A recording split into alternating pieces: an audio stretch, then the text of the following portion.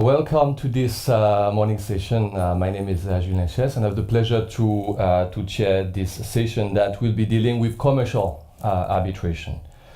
There'll be many interesting things to say, I think, about arbitration in China or involving Chinese parties. I will not talk too long, but just to try a brief introduction and perhaps just a bit of background for those of you who are not familiar with commercial arbitration. I would say that first, we have observed a significant increase of arbitral practice in Asia over the last 10 years, and that in particular involves an increasing number of Chinese parties. So because of that, we have seen, for instance, in the reports of major centers like the Hong Kong Center of Arbitration or the SIAC in Singapore, that Chinese parties increasingly rely on arbitration to solve commercial disputes, which is a trend that's important in terms of practice. It means that this practice is successful. It is able to solve a number of issues.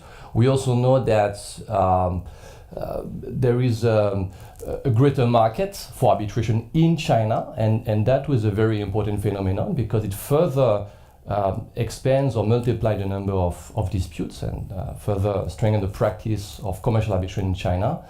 So there are many positive and important developments, but they also come with a number of issues. It's not because commercial arbitration has increased in terms of practice that it's easy to solve commercial dispute by way of arbitration. It's not always easy to enforce a number of these awards. So these are just in a few words, a number of issues that I think the panelists will discuss in greater details this morning. So without further ado, I'd like to introduce the very first speaker on that panel. As you see, we are fortunate to have three speakers. The first speaker is Professor Zhao from Renmin University, who will talk about the issues on access to the Chinese arbitration market by foreign arbitration institutions, which is indeed an issue of prime importance in this field. Please. Okay, thanks, Chairman. First, it's a great pleasure to be invited to speak in this seminar by Copenhagen University, and also for Joanna make so much administration works for this seminar. I feel very warm here to meet my old friends and also new friends. Also my former students all the way from Oslo University, Norway. And you know, you provide us so good opportunity to meet. I'm from Beijing all the way, and some my colleagues, such as Professor Chen, yesterday talk about the same topic. We teach the same courses in our university. He's in Shanghai, Fudan. I'm in Renmin in Beijing. We never met in person. It is Copenhagen, thousands away. Meet here, first time we meet in Professor Chen in person. And we have the same topic for access market. Her topic, can foreign arbitration institution arbitrate in China? Whether the arbitration agreement seated in China, administered by foreign arbitration commission, arbitration institution is valid.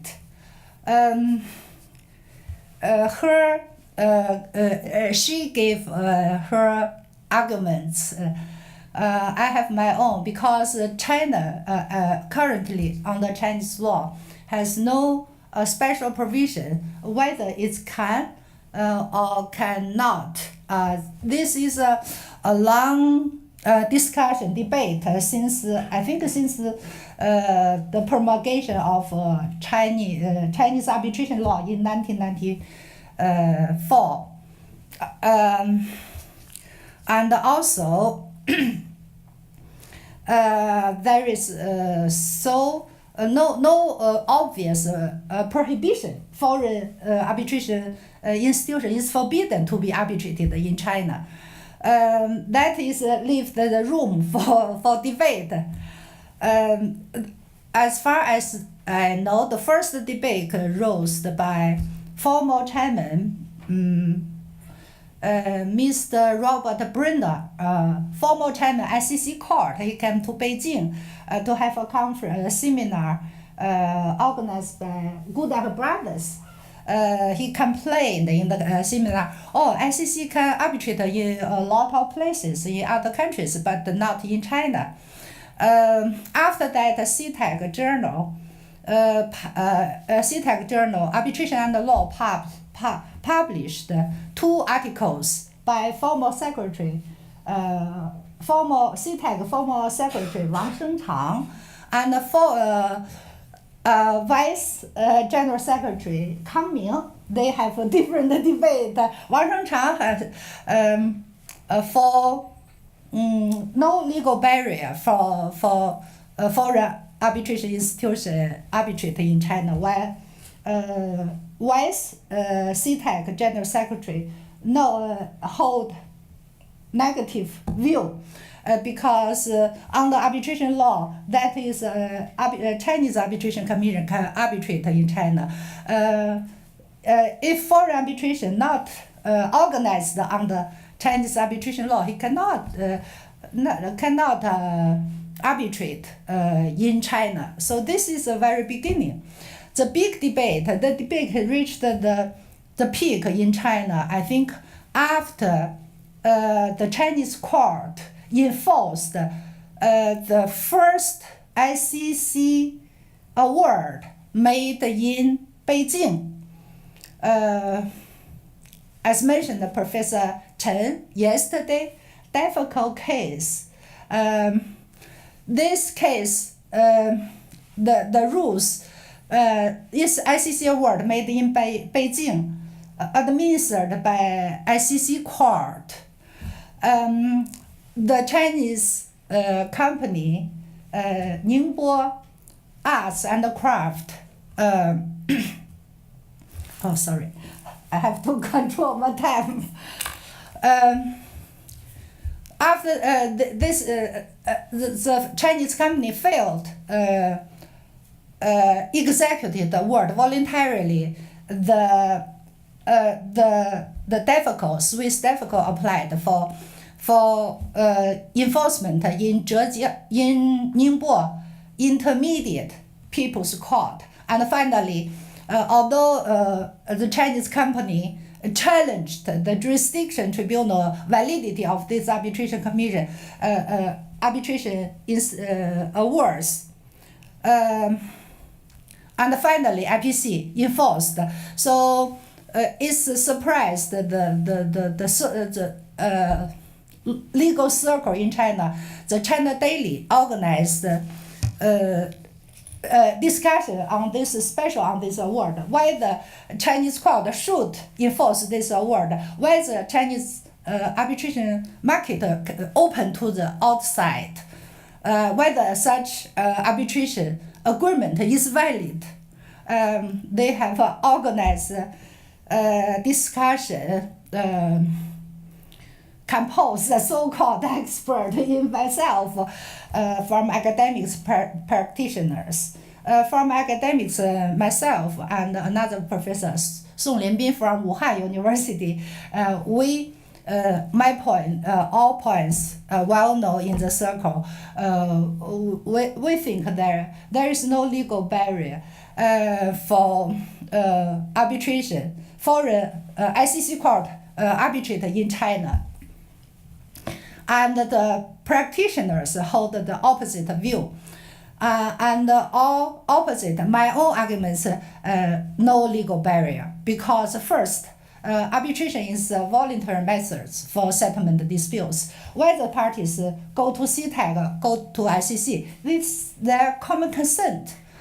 Secondly, there is the law has no provision forbidden such arbitration clause.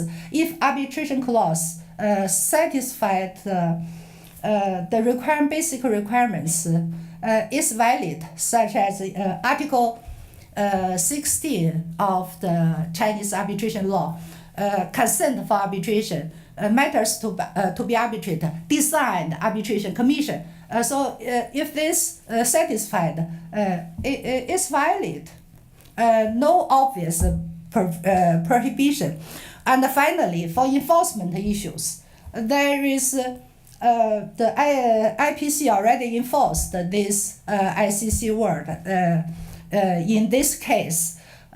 Reported cases by now, I myself, I don't know any foreign arbitration awards made in Beijing refused enforced by the Chinese court based on invalid arbitration agreement. And the basic,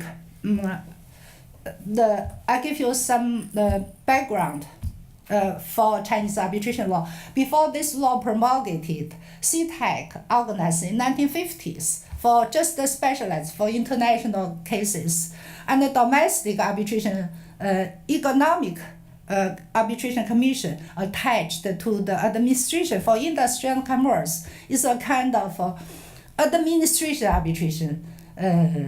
The administrator at the same time plays a role as arbitrator. So this is a different situation between domestic arbitration and international arbitration. After the arbitration law promulgated in 1994, the Domestic Arbitration Commission reorganized according to Article 10 of arbitration law. I just give you some also reported cases after promulgation for arbitration law. After that, relating whether this kind of arbitration agreement is valid. The first reported cases is Swiss case in 1996. There is ICC rules, London. The seat is in London. The Chinese party brought a lawsuit in Hainan IPC, Intermediate People's Court. The People's Court can, according to the report system to the Supreme Court, replied this arbitration agreement is invalid because just ICC rules without mentioning the designed arbitration institution. So this is the first case I know. The second case is Zubli, mentioned Professor Chen. I don't talk in detail. ICC rules sit in Shanghai, and also the Chinese court refused to enforce Zubli award, ICC award made in Shanghai. Not because of ICC court arbitrated in Shanghai, but because the words made on the invalid arbitration agreement as Chinese law considered. This ICC rules Shanghai without mentioning the designed arbitration commission. So that is invalid according to Chinese law, not because ICC court arbitrated in China. And the same situation in Beilun, also mentioned by Professor Chen, 2013, is ICC rules, Beijing is the seat, without mentioning ICC court. But why this is considered? Supreme Court considered invalid because on the Zubli case applied to 1998 rules, ICC rules, no special provision. But 2012 Beilun case, the same, without mentioning ICC court, considered valid. Why? I quote the Supreme Court. This Beilun case made after 2012, while the ICC new rules implemented, Article 6.2 of the ICC rules provides that by agreeing to arbitration under the rules, the parties have accepted that arbitration shall be administered by ICC court. So this the rules said. You accept the rules, that means ICC court designed. Apart from this article and also Article 2, ICC rules, it is said the ICC court is the only body authorized to administer the rules. That is to say, only ICC can apply ICC rules for arbitration. Because previously we have the famous case, Austin case, arbitration in SIAC, Singapore International Arbitration Center, apply ICC rules. So this is very ambiguous. I have no time to talk here. This is the same rule, the same arbitration agreement. It is valid, not invalid. And also Longlide case, the same in 2013, as Shanghai ICC court and the rules.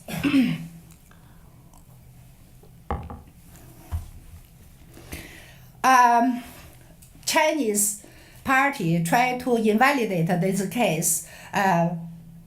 Foreign arbitration court not forbidden, but the Supreme Court replied it is a valid arbitration commission since they have the basic requirement by Article 16 of arbitration law, designed all the elements, so it is valid.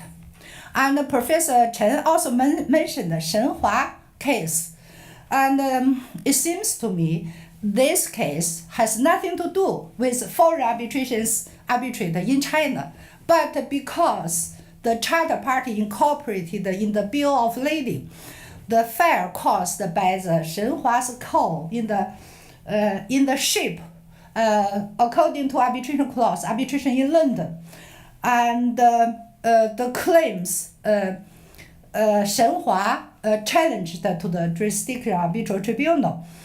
And the tribunal he has jurisdiction. At the same time, the Shenhua applied to the Chinese court for claim for non-existence arbitration agreement between Shenhua and ship owner. The Chinese court finally confirmed the non-existence arbitration commission between Shenhua and the ship owner. So this is not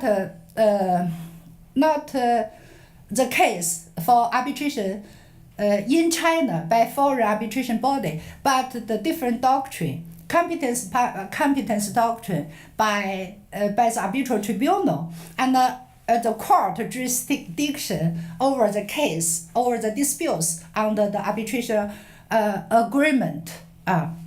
So this is give you.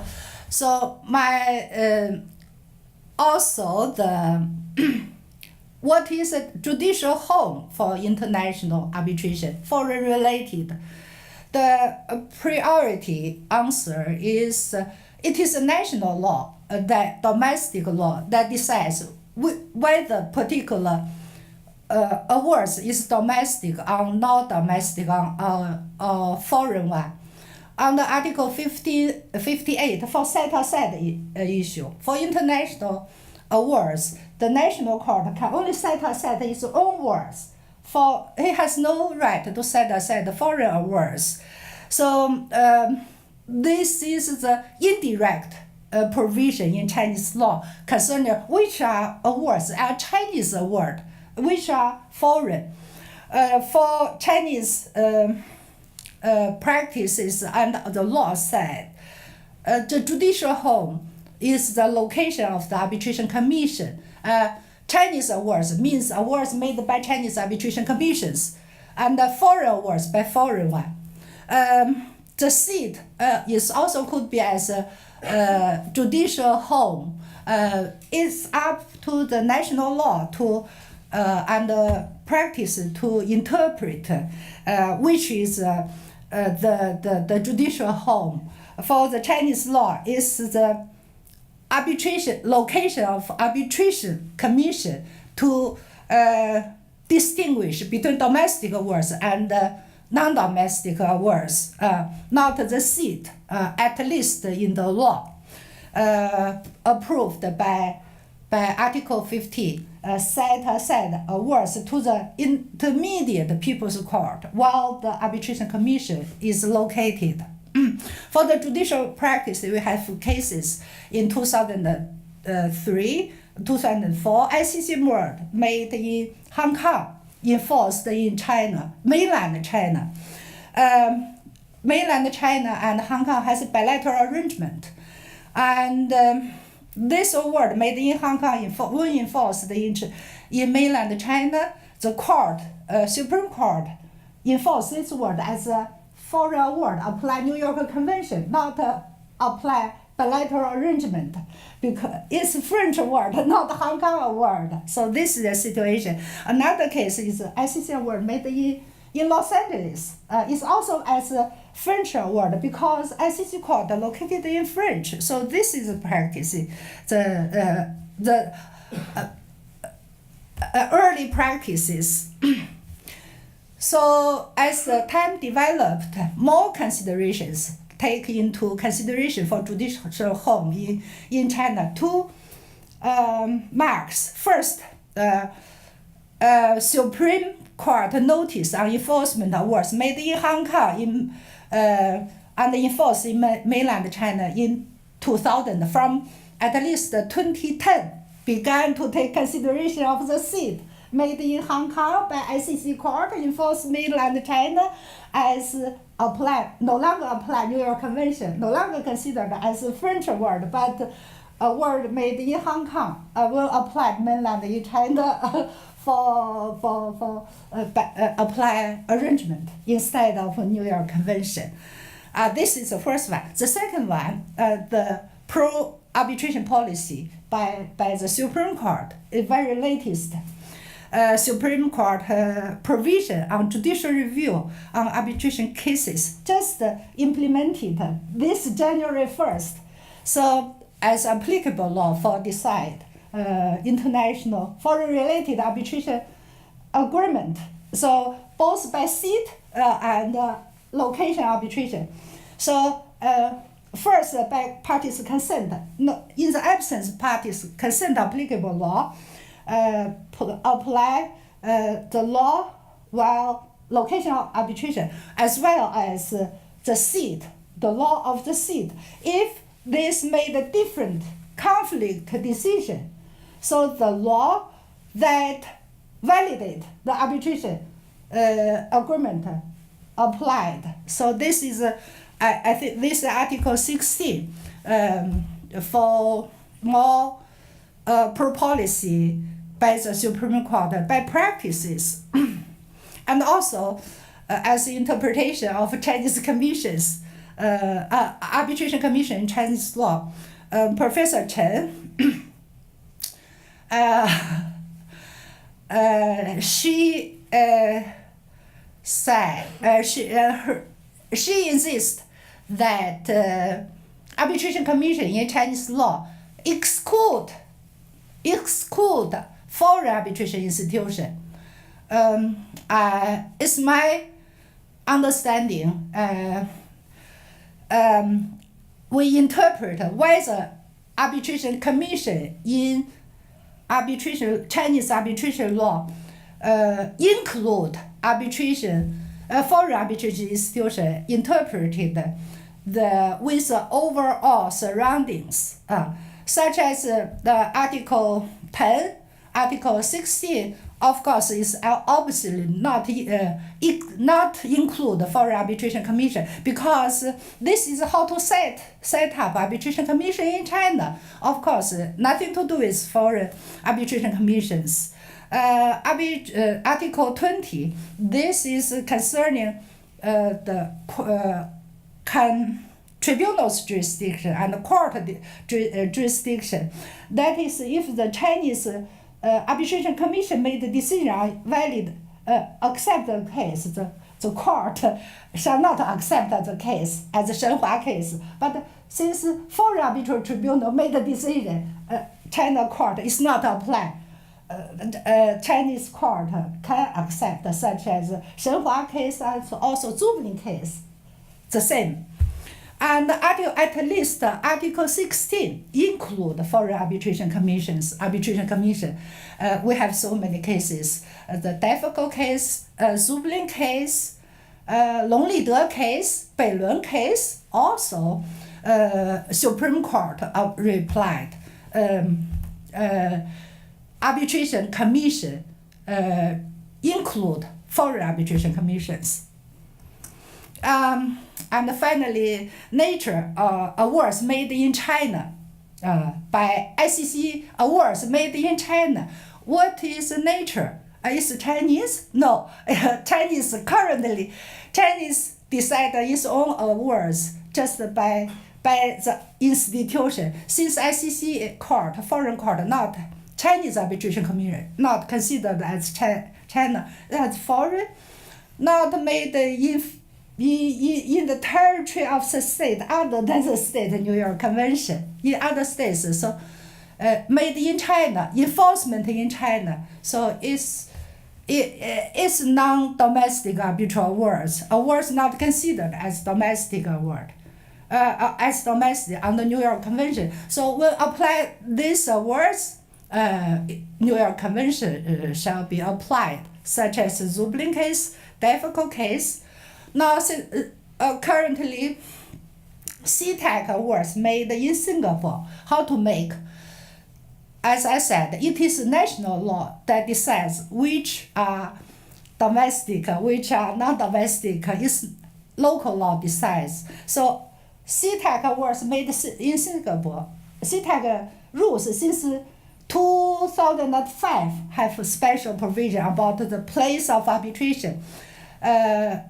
Parties may agree on the place of arbitration, and the CTEC awards is considered made in the seat. So, CTEC awards made in Singapore could under Article 58 can apply for Beijing IPC for set aside.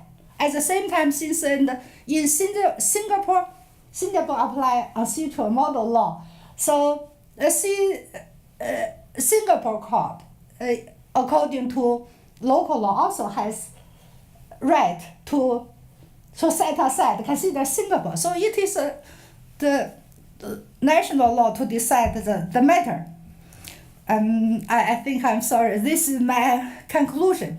The arbitration agreement between the parties to submit their disputes to foreign arbitration institution with a seat in mainland China is valid, operative, and capable of being performed under the current arbitration law and judicial practices in China. Of course, this arbitration law made 20 years ago is have room for amendment. This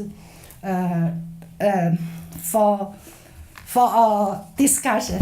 I think since time is limited, I thank you for your patience, for your attendance. I thank you.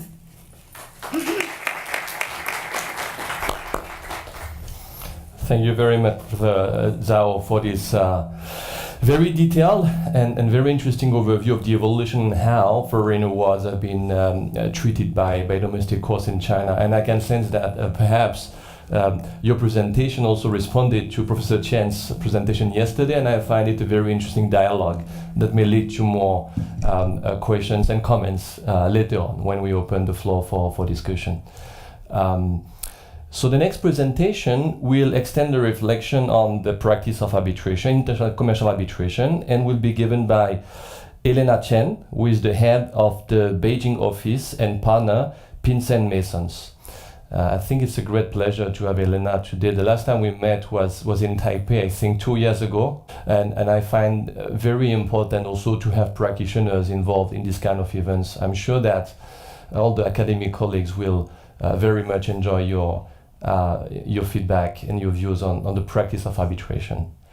First of all, allow me to express my most sincere appreciation to the organizers, especially Joanna, invited me to share with you my view on the recent development of commercial arbitration in mainland China. I believe there has been changes in both the quantity and quality in the very recent years. At this moment, I'm not able to conclude whether that is a transformation from qualitative to quantitative change or the other way around. Or to be more precise, I think these can be factors contributing to each other, mutually contributing to each other. As the start, allow me to share with you the quantitative change that I have already observed in the recent years. If we look at this chart, it demonstrates the annual caseload of the number of cases administered by arbitration commissions in mainland China. And you can see that the numbers has been growing in the past more than 13 years, especially if you compare the figure in 2015 and the figure in 2016, you can observe the significant growth in the number of cases by 52%. And if you look at the amount in dispute, you can also observe the very clear trend of increase. I'm sorry that at this moment I don't have the figure for 2017. It is usually announced by the government after the Chinese New Year. So after I get that figure, I will certainly update this chart. Although I don't have the figure at this moment, but I can assure you that I'm very sure the number of cases administered by Chinese arbitration commissions, as well as the total amount in dispute would keep growing in 2017. And then, as a foreign observer, I think we would be interested in knowing the number of the so-called foreign-related arbitrations administered by arbitration commissions in mainland China. You can also see a very clear trend of growth, and if you compare the figures in 2015 and 2016, you can see the strong growth of 51%. Some of you might ask the question that why you have a national total caseload of more than 200,000, why do you only have around 3,100 foreign-related arbitration in mainland China? That is because of the definition of the so-called foreign-related arbitration. Under the PRC arbitration law, for a case to be qualified as a foreign-related arbitration, that arbitration has to take place in mainland China with at least one of the following so-called foreign elements.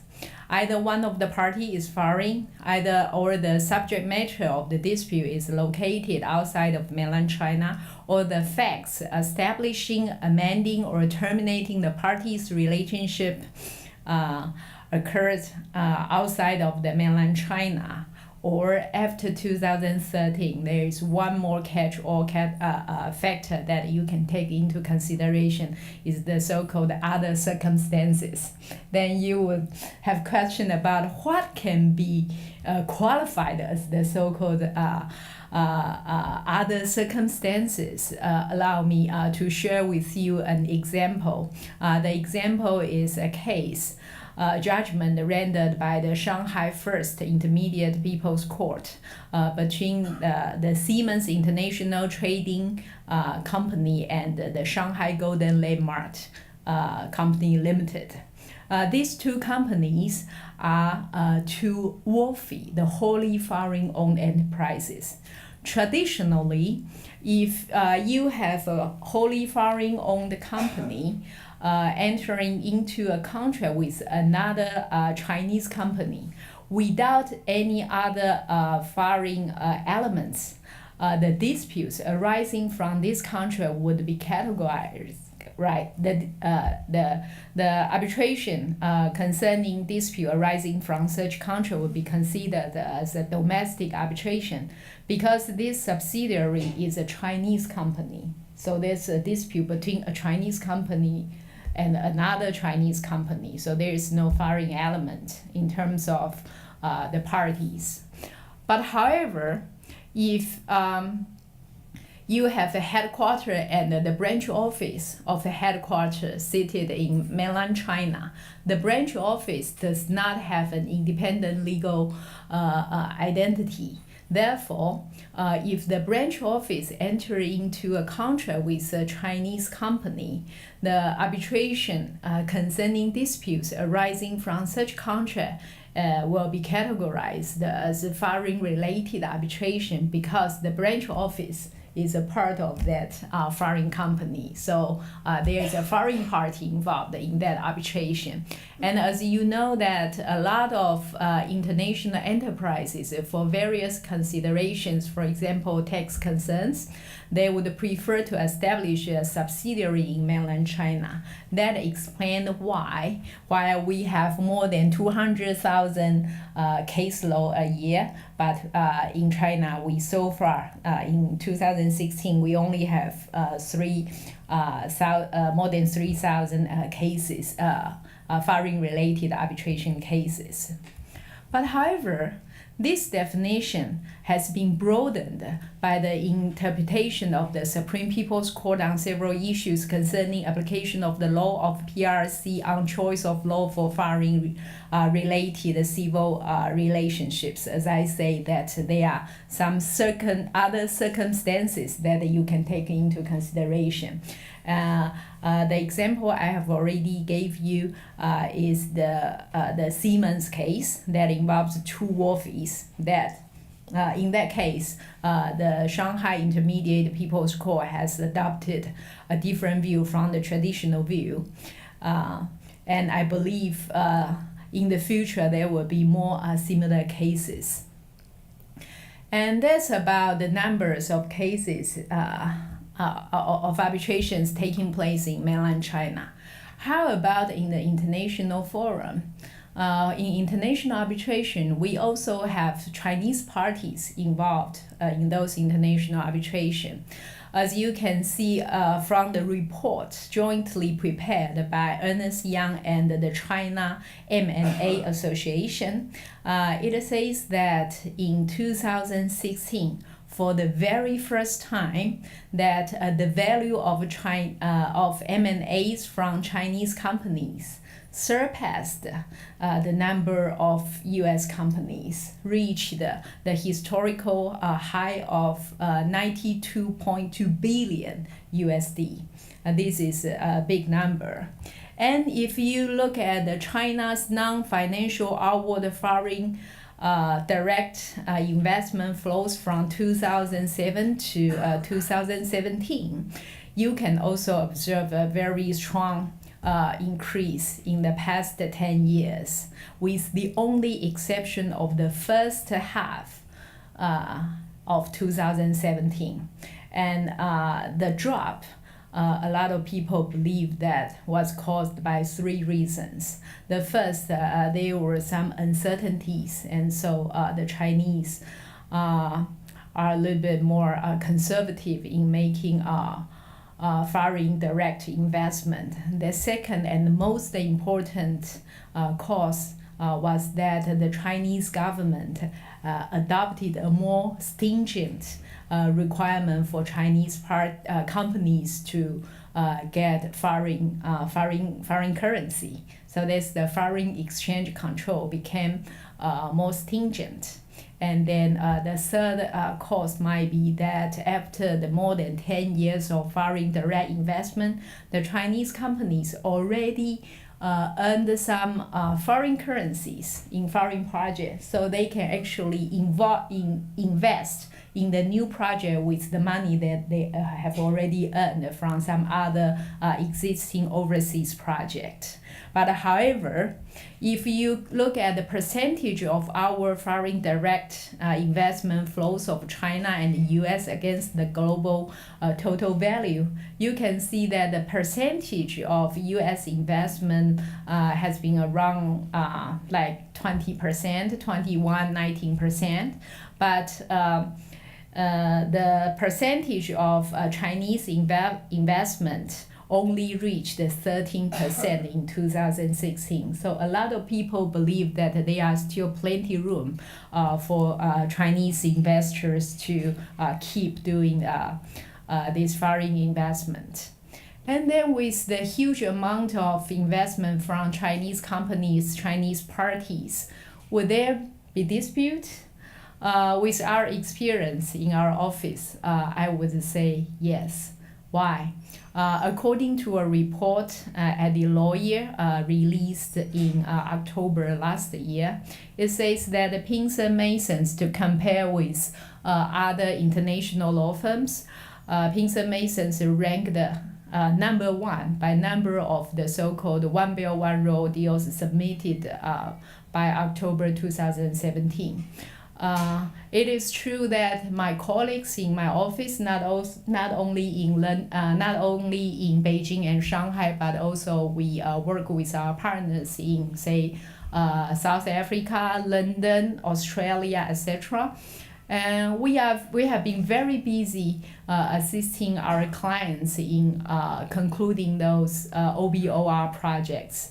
And in various cases, we can see that sometimes we have already flagged the risk we identify from the draft contract, but our client told us that we received our instructions from our boss. Despite of all the risk, we have to conclude this contract. We have to proceed with this project.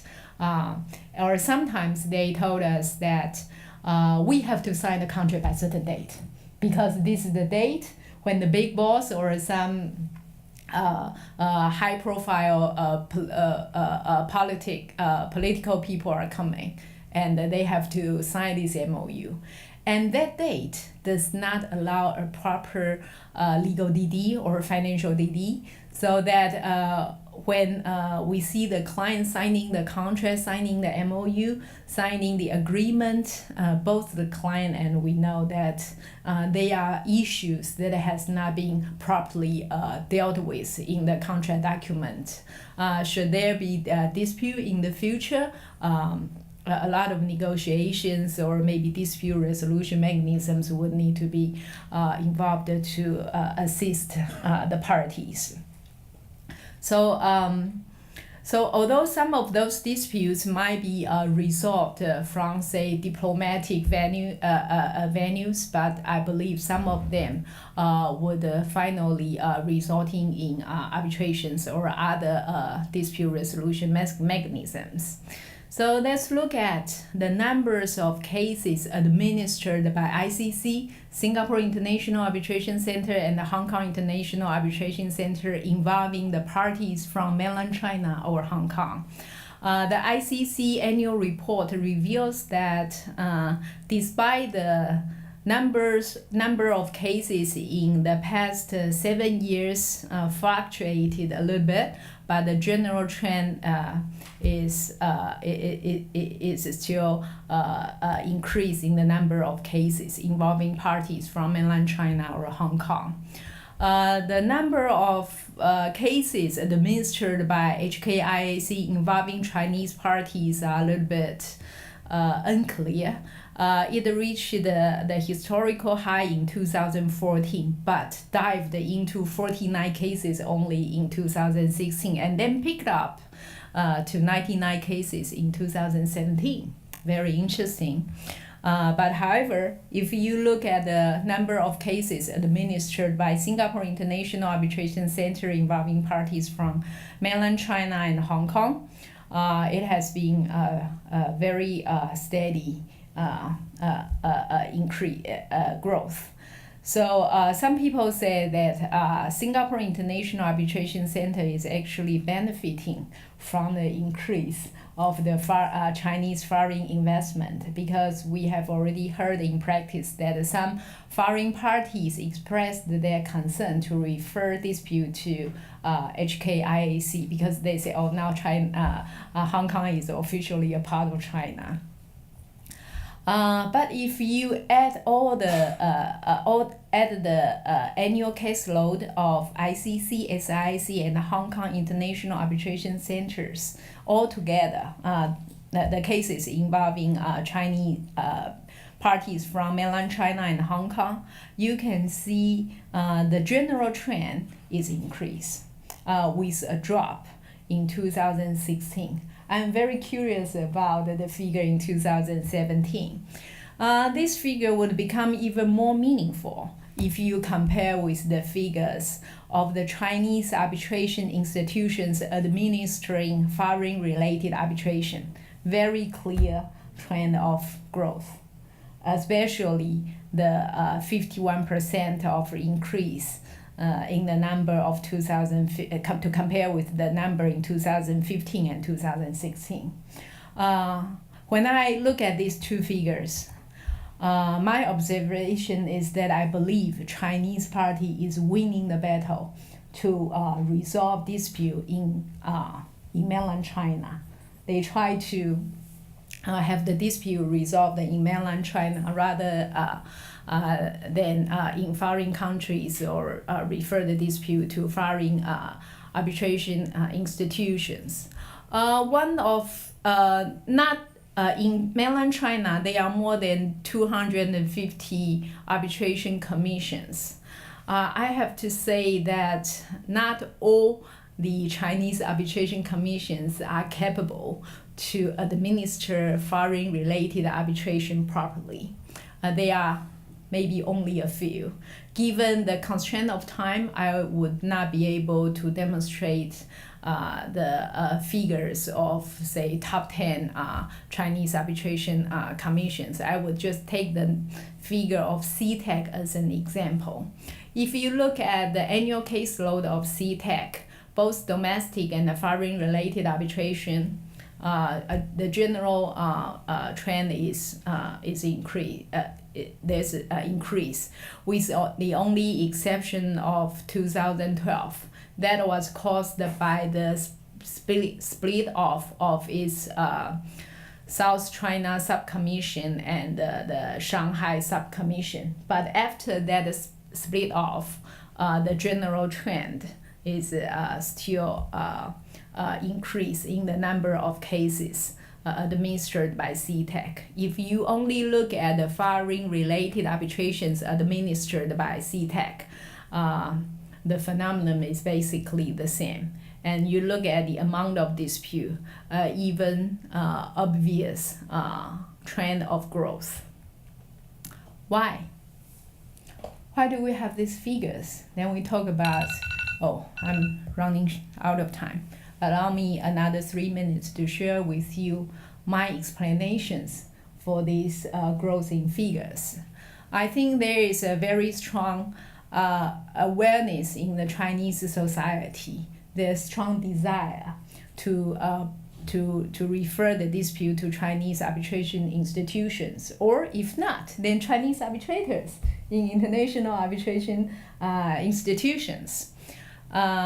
Also, we can see that the Chinese parties are having better bargaining power in those transactions, because, say, for example, those OBOR projects, the Chinese parties are bringing money with them.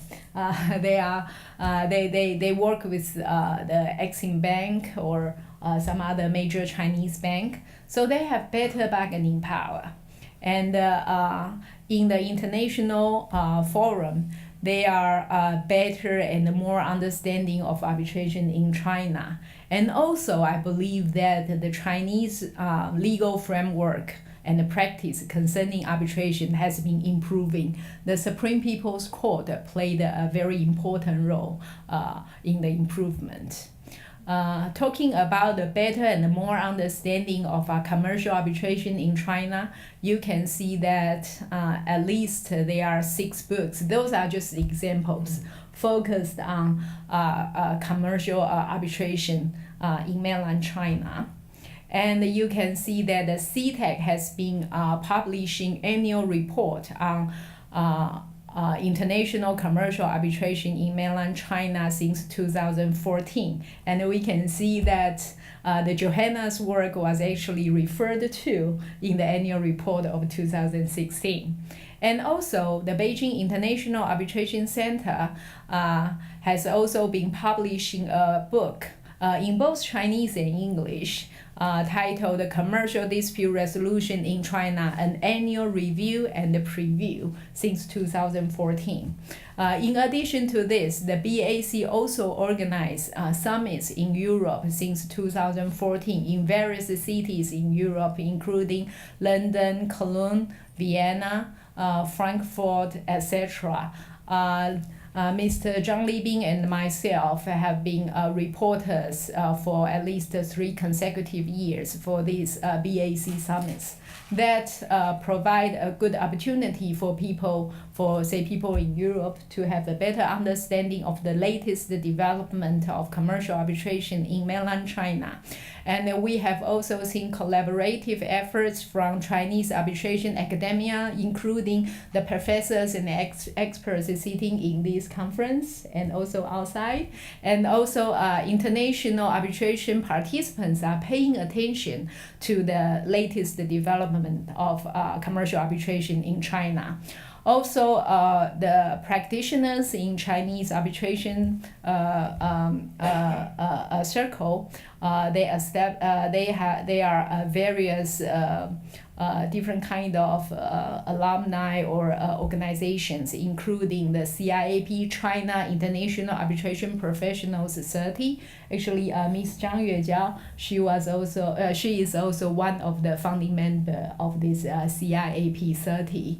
These are people who have experience in international arbitration, and they are kind enough to share their experience to give a free public lecture in mainland China to enhance the general understanding of international arbitration practice. And also we have China Young Arbitration Group and ICDR Young and International. And then the last, but I think not of the least importance, is the efforts made by the Supreme People's Court. Despite of the fact that the China arbitration law has not been amended for the past more than 20 years, but the Chinese Supreme People's Court has from time to time announced several provisions, judicial interpretations to respond to the need in practice. The most recent ones are these 3. 2 of those has already been formally announced and became effective from 2018. From the 1st of January 2018,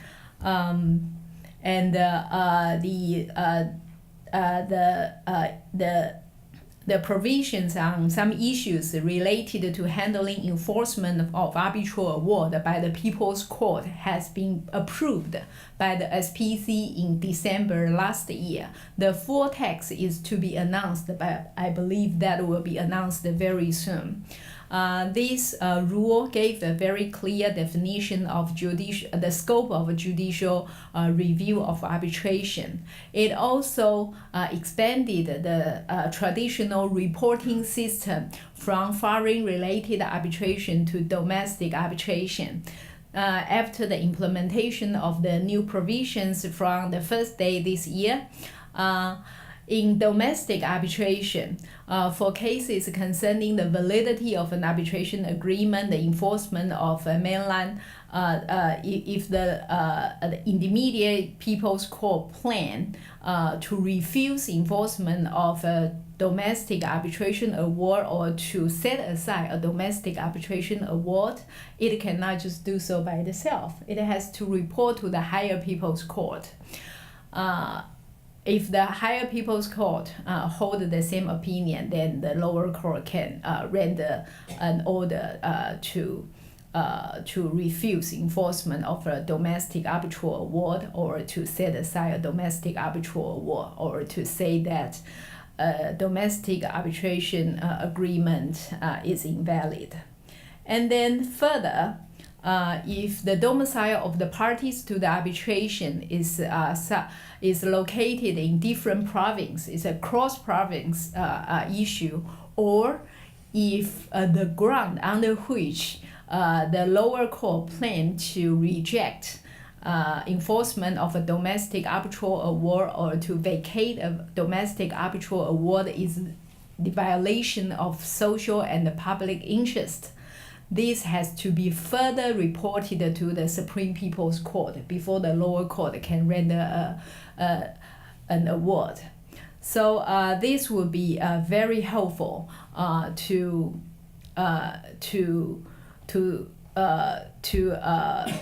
this will be very helpful to make sure that the lower court would not arbitrarily vacate or refuse the enforcement of a domestic arbitral award on the ground of violation of social and public interest.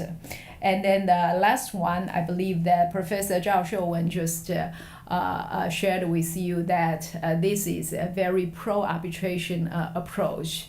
Absent of the parties' agreement, when the law of the place of arbitration and the law of the place where the arbitration institution locates gave us different results on the validity of an arbitration agreement, the People's Court should apply the law under which the arbitration agreement is considered valid. So this is a very arbitration-friendly approach. There are also some other provisions in these very latest three judicial interpretations. I will have a more detailed explanation in my article. That also concludes my presentation to you this morning. Thank you very much. Thank you.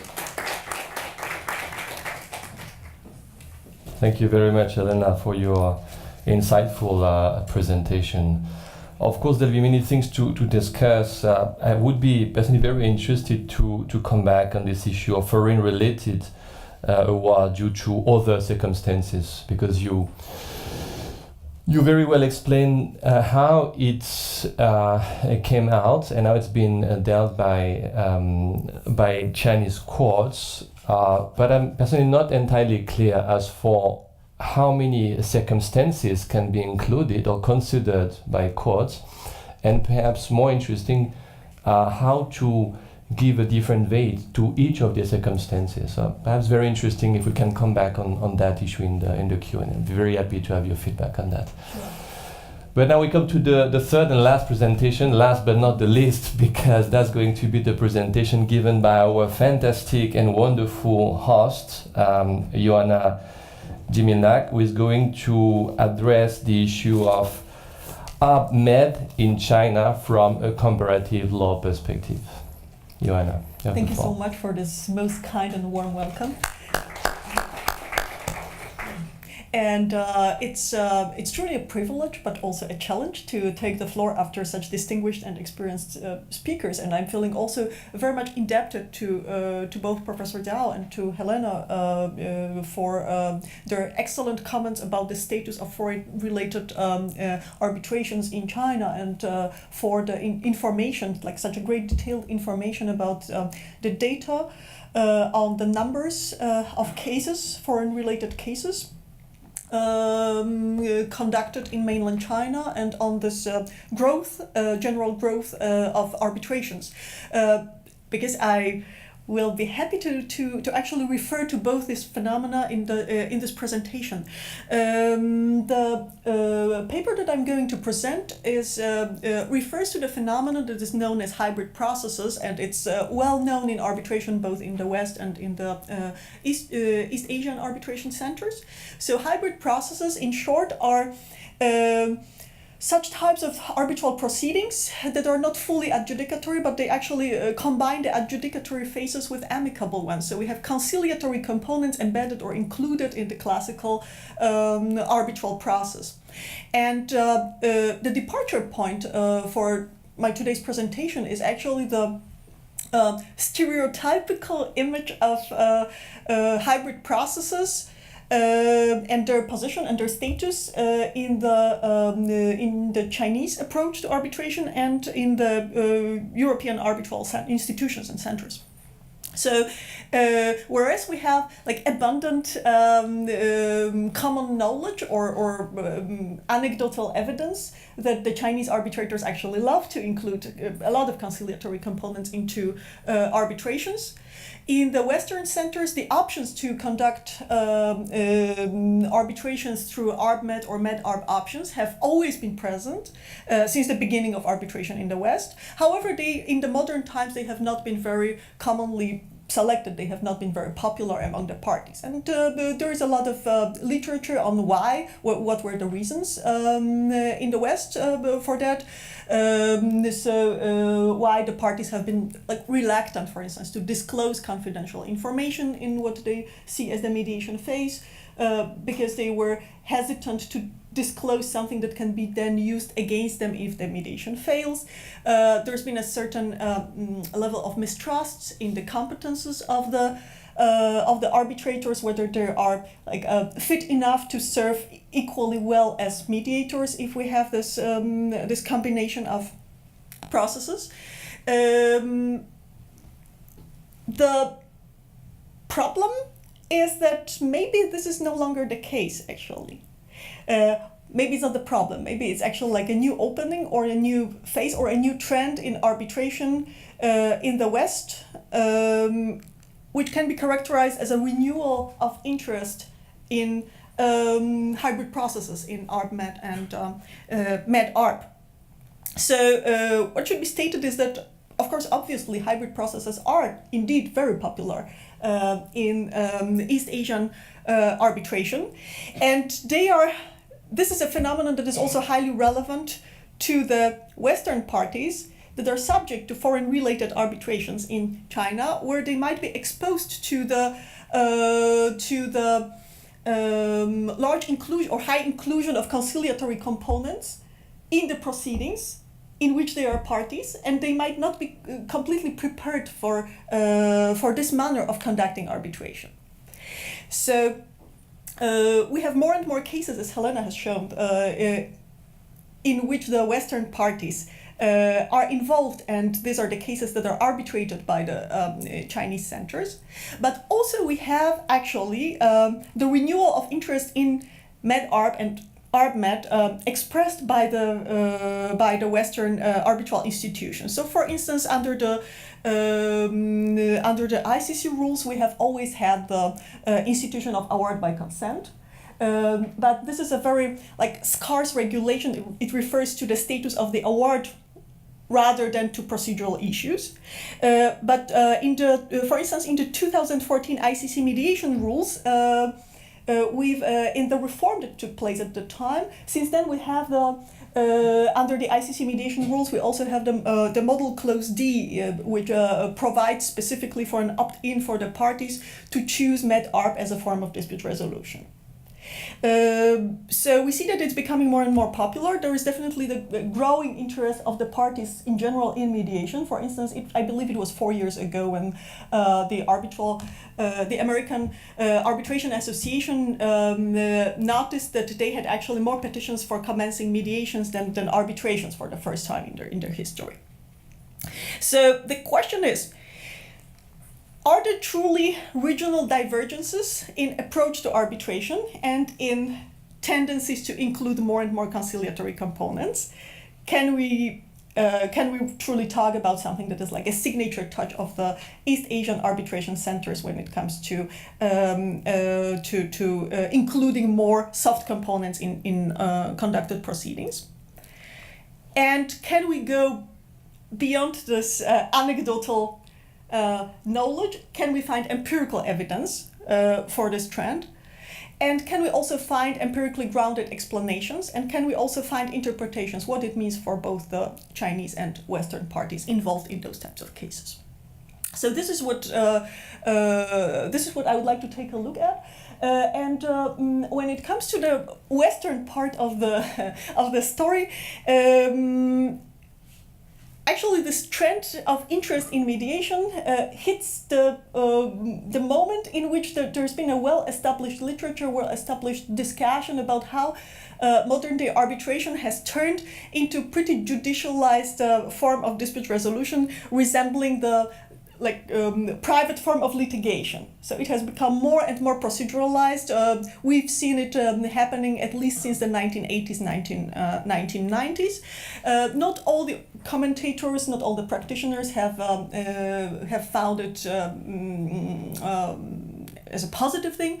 So it has been commented as a departure from the arbitration origins, as a flexible method of dispute resolution. And it has been quite commonly connected with so-called American wave, an influx of parties and cases involving American counsel that brought this model of litigation of commercial cases into the field of arbitration. But already at the peak of the American wave in arbitration, there's been also commentators who are saying, well, it's not all the parties are actually happy about it. And we have always had the parties and the council that were trying to escape this rigidity of formalized arbitration by turning to the softer ADR methods. So there has always been this stream of parties and cases that actually needed to retain this flexibility component in the proceedings. So the question is, can we actually see empirical evidence of different approaches or different variations of treatment of arbitral proceedings based on the primary national ground of the arbitrators? Well, regarding the East Asian side, I'm here basing on the research of my colleague and partner in several projects, Fan Kun, whom many people here actually know, former professor in Hong Kong, currently located at McGill and author of the book on arbitration in China.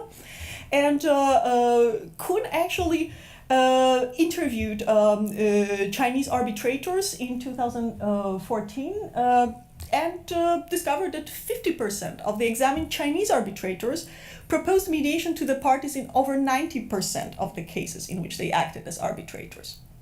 So we see actually a very proactive stance adopted by the arbitrators in order to persuade the parties to mediate. And then, according to the survey conducted by Kuhn together with Gabriel Kaufmann-Koller, they have estimated, after surveying CTAG arbitrators, that between 30 and 40% of the total caseload of CTAG is actually resolved through Arb-Med.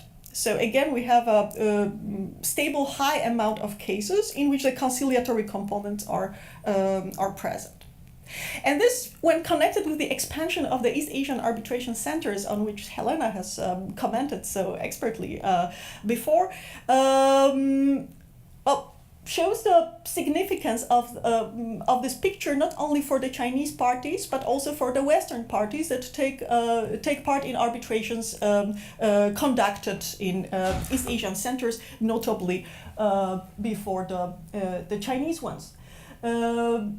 The numbers, as you can see, are these are the numbers of cases conducted according to the official statistics in 2016 before different East Asian and European centers. When it comes to CTAG, of course, we know that it's about 30% of the cases that can be characterized as foreign related. Nevertheless, if we take a look, the total amount of cases, even the 30% is actually quite striking. And we have this accompanying growth of local commissions in China that also handle foreign related arbitrations. So when it comes to empirical evidence of regional divergences in approaches to Arb-Med, we have aplenty. So it's not only anecdotal evidence, it's actually empirical evidence that, yes, based on the primary national background of the arbitrators or their primary legal education and place of practice, place of practice, we can see differences in inclusion of conciliatory components or proactive stance taken by arbitrators in proceedings. So this starting point here were the questionnaires developed by Christian Böhring-Uhle. They focused on Western arbitrations, but Böhring-Uhle was the first legal researcher who has shown that nationality counts. Nationality of an arbitrator counts. For instance, he demonstrated that German and German-speaking arbitrators were much more prone to convincing the parties to switch to mediation, or they were trying to persuade the parties to settle, than the American ones. So it was like intuitive knowledge, but Böhring-Uhle really proved that's actually the case. This has been also corroborated by further surveys conducted by Gabriel Kaufmann-Koller and Victor Bonin. They checked the ICC awards by consent, and they have shown that this German-American divide is indeed very clear before the ICC as well. And then when it comes to the East Asian perspective, included, it was Shahla Ali, so again a Hong Kong-based author and arbitration specialist, who used Böhring-Uhle's questionnaires in order to survey also the East Asian practitioners and check their approaches to Arb-Med and Med-Arb. And as shown is in her study, facilitation of settlement, proactive stance taken in different forms by the arbitrators has been disclosed by the East Asian arbitrators to a distinctly higher degree than when it comes to their Western counterparts. They were also less hesitant to undertake this double role of Arb mediators, where we have the same person being arbitrator in the adjudicatory phase and the mediator in the conciliatory one. So we actually have evidence that, yes, this is happening. We have those differences present in the practice of arbitration, and they naturally affect the way the proceedings are conducted and what the parties can actually expect when the same case is arbitrated before differently composed panels. How can that be possibly explained? There are several possible groups of arguments that can be used here. So we have historical arguments. For the reasons of brevity of this presentation, I'll just very quickly summarize them. So actually, some authors argue that when we speak of hybrid processes, the concept itself is understood differently in the Chinese tradition and in the Western tradition. So in the Western arbitration, the phases of the adjudicatory and conciliatory phase have been distinct from the beginning. So there is a moment, now we switch to mediation and try to settle. Or there is a moment where we've tried to settle, but it didn't work. So from now on, we switch and we start the adjudicatory phase and arbitrate. According to some legal historians, the Chinese approach, the traditional Chinese approach, has been more amalgamatic. So there has not been that distinct division between the arbitration and mediation. So the inclusion of conciliatory components historically has been much more naturally happening in dispute resolution. But we also have arguments that refer to the more modern professional settings. And I would like to invoke here two studies that have been conducted by cross-cultural business specialists. So we have management studies that actually embed or include the cross-cultural perspective. One of them is the famous value survey module conducted by Gerd Hofstede since the 1980s, but the most recent edition published is from 2010. And what Hofstede and his team have done over those years was checking the presence of different social values in different countries of the world. They covered like almost the entire map of the world, checking how in the business-related, professional, usually corporate environments, particular types of social values are disclosed or how important they are to the respondents. We have a number of values that were distinguished as social values by Hofstede's team. And when it comes to commercial dispute resolution, I have actually, together with Kuhn, we have decided that 3 of those values are particularly relevant. So the first of them is what Hofstede called the power distance index. Another one is the level of individualism versus collectivism. So to what extent a person is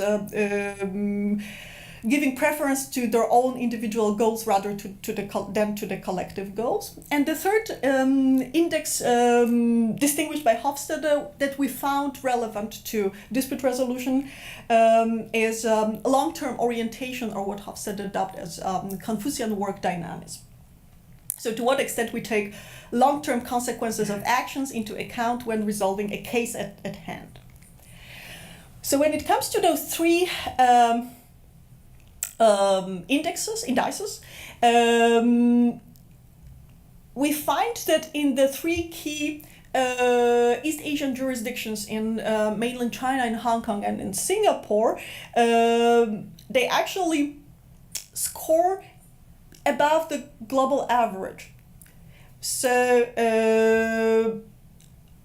our interpretation is that high scores on power distance index means that the focus is on the distributive rather than procedural justice. Relatively low individualism index means the tendency to avoid open confrontations, because collective interests and collective harmony is actually more important. And finally, this long-term orientation or Confucian dynamics means that preservation of harmony in social relations is indeed like a very cherished and actively pursued value. So that means that actually we have empirically stated reasons for adopting this conciliatory rather than adversarial approach to dispute resolution. And we find confirmation for those findings also in the work of other business studies specialists, Hans Trompenaars, who again surveyed different professional settings in different countries of the world, and he came up with the concept of specific cultures as opposed to diffusive cultures. So in specific cultures, we have people, like individual persons, entering into interactions that are dissected. So if we have different spheres of life, the fact that we might be in conflict with someone in private sphere, it doesn't really affect our relations in other spheres. Or professional relations are also cut into slices, and they have limited influence onto other spheres of life. Whereas in the diffusive cultures, the same actors are involved on multiple levels. So it's like with action in one area that has consequences for all the other areas in which we are involved. And again, it means that if we have a diffusive culture, the consequences of an open adversarial controversy are much farther reaching. They are much more harmful than in a culture that is characterized as specific. And again, Trompenaars was and his team discovered that in the East Asian business environments, we can find highest level of diffusiveness. And actually, China was characterized as the most diffusive country in the world, according to the survey that they have conducted in the professional settings. So this also means that we have very strong empirically evidenced background for possible conciliatory solution of resolution of disputes. So what are the consequences of that? Or how can that relate to the practice of arbitration and to the challenges that we face as arbitration specialists, as counsel, as arbitrators? So first of all, when we talk about Arb-Med and Med-Arb, or when we talk more broadly about hybrid processes, even if we have similar provisions in the rules of procedure of different centers, it does not mean that they are put in action in the same manner. So we actually do have different procedural approaches, and we should be aware of that if we are arbitrating a similar case but in different places. So there is a question whether the parties and their counsel are fully prepared, and we have examples from case law that show that it has not always been so.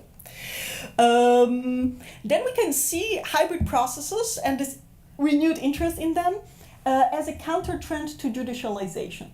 So we can see that it's not a distinctly Asian phenomenon. We have many Western parties and many Western arbitration centers that recognize this need and that want to accommodate those interests of the parties. So again, as Lucas Mistelis has said, procedural flexibility is the most frequently indicated reason for choosing arbitration over litigation. The parties in the world, they don't want to go to the domestic courts for different good reasons, but actually the fact that in arbitration they should enjoy higher level of flexibility and accommodation of their needs is the most commonly indicated of them. Then again, we should be interested in Arb-Med and Med-Arb because it's showing up in the new context. So Helena mentioned the Belt and Road arbitrations coming up. And of course, we know that it's going to accelerate. And we also know that all the three key jurisdictions for the Belt and Road cases, so of course mainland China, but also Hong Kong and Singapore, they have undertaken the leading centers have already undertaken initiatives that support resolving those cases through mediation followed by arbitration. So we will only see more of that come. And finally, we can ask about more general consequences. Will we have, after the American wave that brought the proceduralization, the Asian wave that is bringing the softening and broader inclusion of conciliatory components in the global arbitration culture? This remains to be seen, but it's actually very likely to happen, and we should be definitely well prepared for that. So thank you very much for your attention, and I'm looking forward to hearing your comments. Okay. Thank you very much, Joanna. Lots of things to say in your presentation, but I'd like to invite the three speakers to come back on the stage, if I may say, for the Q&A session. We are a bit behind schedule, but I think we can take, let's say, 10 minutes for any questions and comments you may have, and give a chance to the speakers to provide further explanations before we have the coffee break. I'll look at the organizer. I'll look at you. It's fine, 10 minutes, huh? So who would like to start? Yeah, I see there is a first question here, please. Yeah.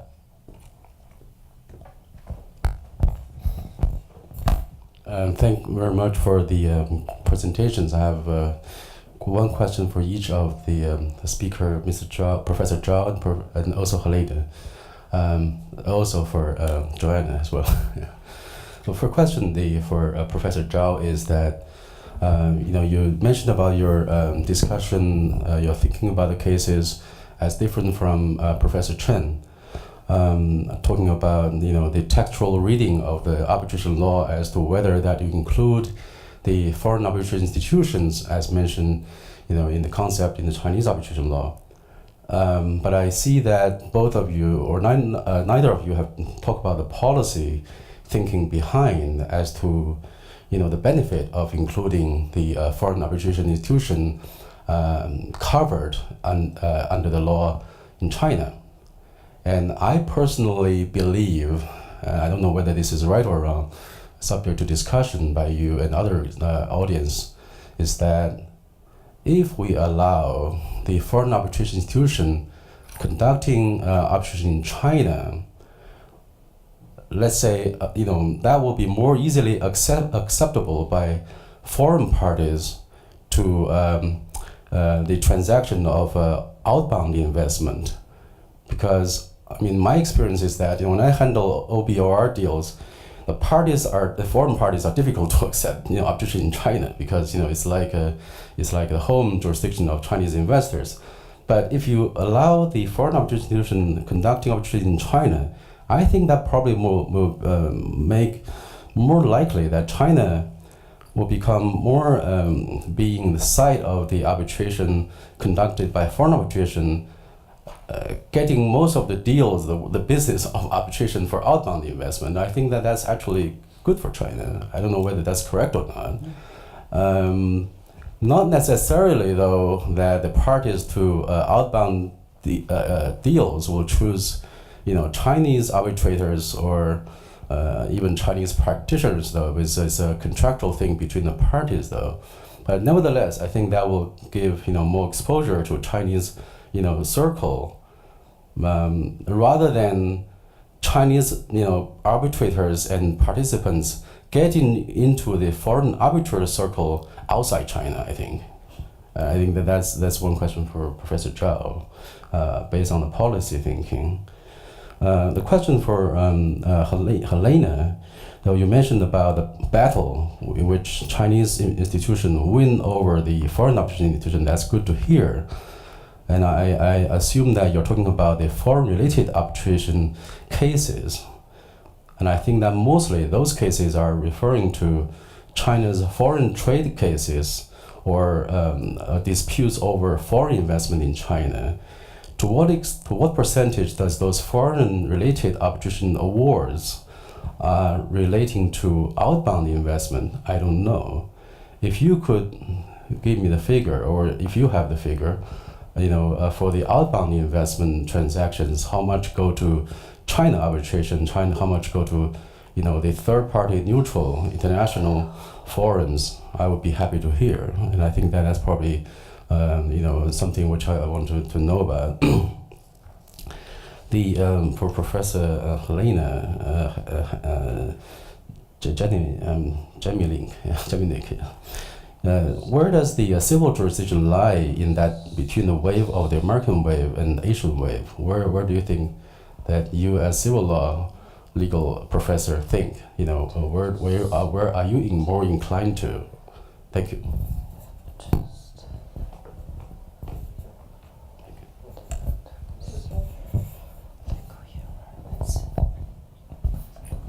Okay, first, thank you, Mr. Zhao. As your question, as foreign arbitration institution conduct arbitration in China.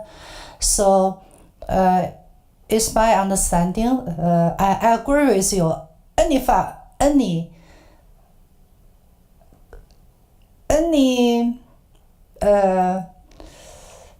damages influence with China, but the benefit from China, I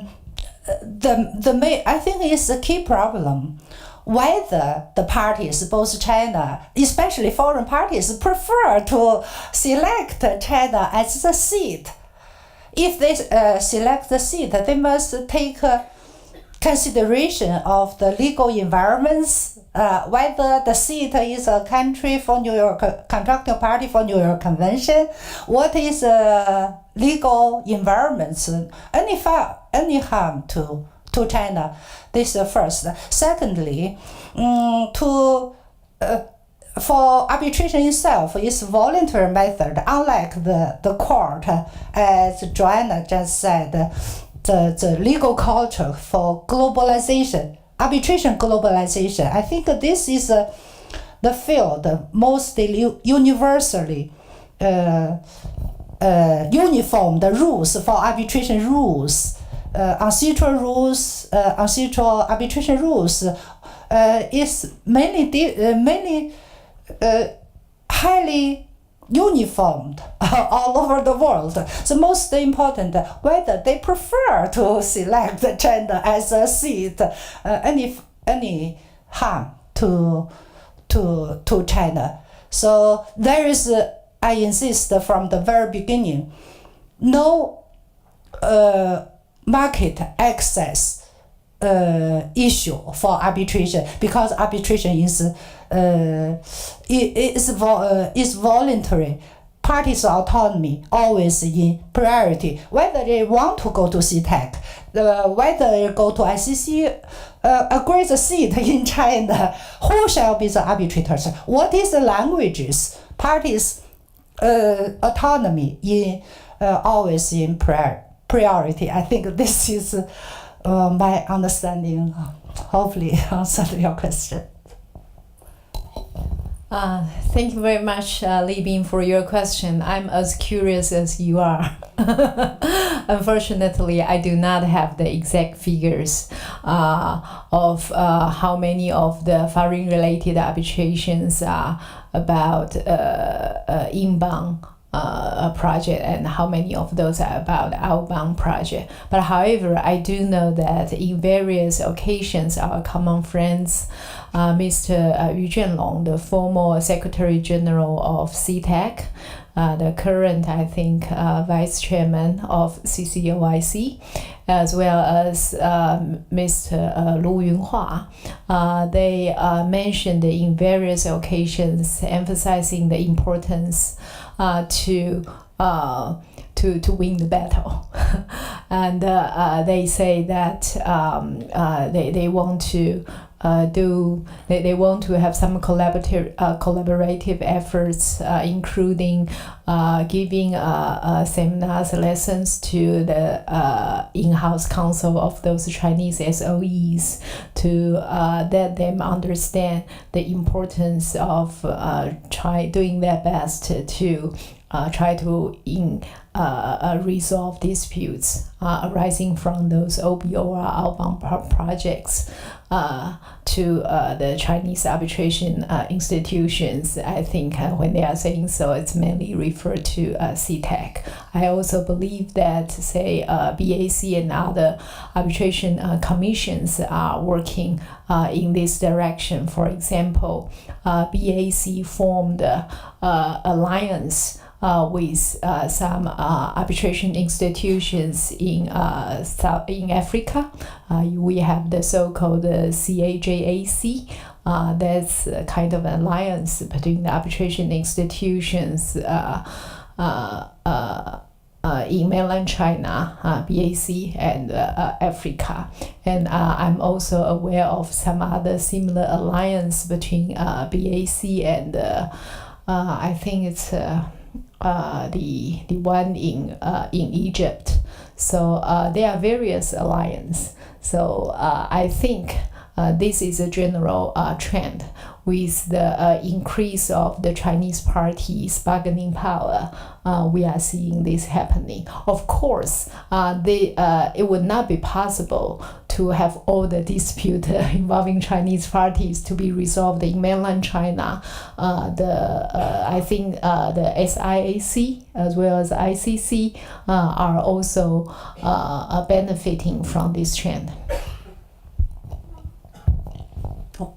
Thank you very much for this excellent question. And there are different possible ways to answer it, but of course I don't have much time to bring up all of them. But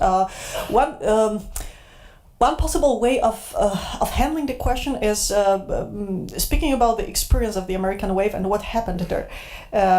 Because this change came with a suddenly large number of parties and cases and counsel coming from the US and having where we had mixed cases with a party from the continental Europe and an American party, and the counsel of the party very actively organizing the proceedings in a manner that they've been used to in American-style litigation. And it has been commented upon as something that has happened to such an extent. It was just such a common phenomenon that it has affected arbitration practice as a whole. And arbitration used to be traditionally a continental European game. So after World War II, originally the dominant arbitration centers were the continental European ones, largely. And then the American wave changed the picture, but what happened and what has been actually discovered in the late 1990s, in the early 2000s, was that this American wave has been accommodated, actually. It was a learning experience for both sides.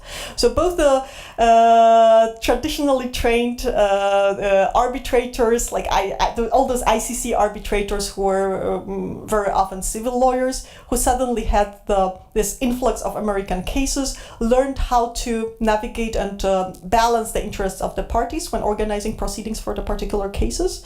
But it has also been a learning experience for the American arbitration practice. So I think that the growth of knowledge about how arbitration works was also definitely visible at that time. So I think it was Helena who said that in the end the global arbitration practice has become neither Americanized nor civilized. It has become amalgamatic. And perhaps we will see the same quality showing up once again when we have a large number of cases in which there is the strong preference for broader inclusion of conciliatory components. Perhaps this is like this new wave that will also be accommodated by the arbitration practice, reaching beyond just the East Asian region, and it will also be adopted to a higher extent by the Western arbitral centers. Professor Zhao here brought up the concept of globalization. It is, I very much agree that it's visible on the level of the rules. I think that it is also visible on the level of legal profession, because we have the same law schools with leading LLM programs that train people in arbitration. It's a pretty cosmopolitan profession. This is also how the practices are being widespread, how they are being shared. So this is also what enhances this process of accommodating needs coming from different regions. Common language. This is an extremely interesting phenomenon, and it's not simple because, for instance, I remember from the discussions with my colleagues who are arbitration counsel from Shanghai and Beijing, and they're Chinese, who were talking about how actually all those cases are arbitration cases in which they represent a party and in which the arbitrator adopts this approach that they sometimes even very actively push for settling the case, does not always work in the interest of their client, and they would rather go adversarial. They would rather go for their professional culture over their domestic culture in the way they handle the dispute. So they would rather follow their legal education that says that just go and win the case. Let's get adversarial, rather than following the pattern of dispute resolution that is proposed by the arbitrator. So I think it's an extremely interesting field with no simple answers, and I'm very much looking forward to the developments to come in the years to come.